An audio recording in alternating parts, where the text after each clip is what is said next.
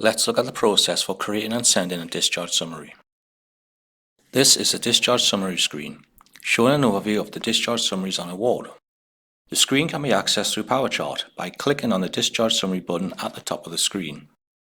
If you cannot see this button, you can find it in the View menu. You can change your location by using the drop-down to select a new one.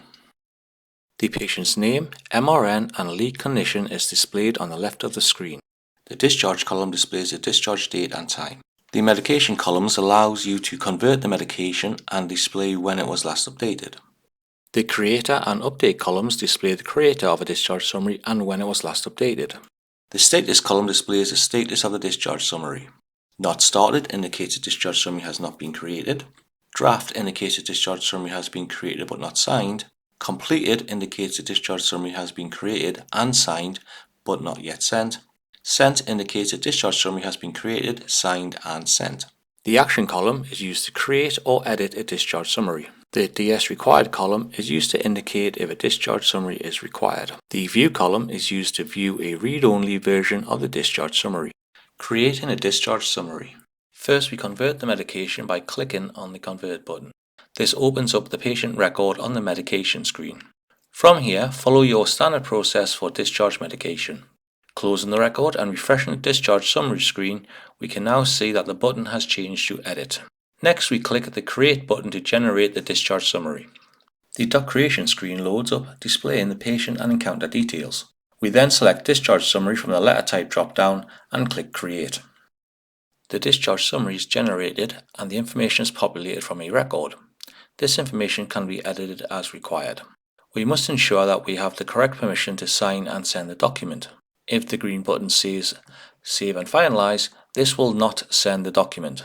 Select your name and position from the Signing Clinicians box and select the lead clinician. Notice the green button has changed from Save and Finalize to Sign and Send when you are the signing clinician. Clicking this button will sign and send the document on discharge. If you do not appear in the Signing Clinicians list, contact your admin manager to add you to the list. The discharge summary screen is updated with the information and the status is set to complete. On discharge, the status will change to Sent. Clicking on the View button, we can see the digital signature at the bottom of each page. Now let us look at the process for creating and sending letters. Letters are created from within the patient record by clicking on the Document Creation button on the blue left-hand menu bar. The same process from the creation of the discharge summary is followed in the creation of any other letter. Remember to ensure we are able to sign and send the letter. If you click Sign and Send, this will send the letter to the document store printing app so it can be sent.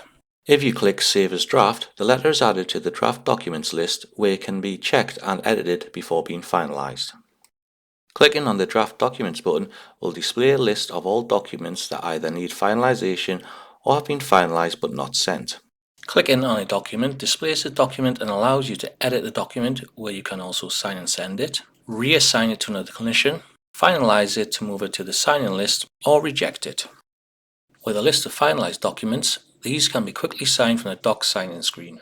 Clicking on a document opens the letter and you have the option to edit, reject or sign, which becomes available once you have read to the bottom of the letter.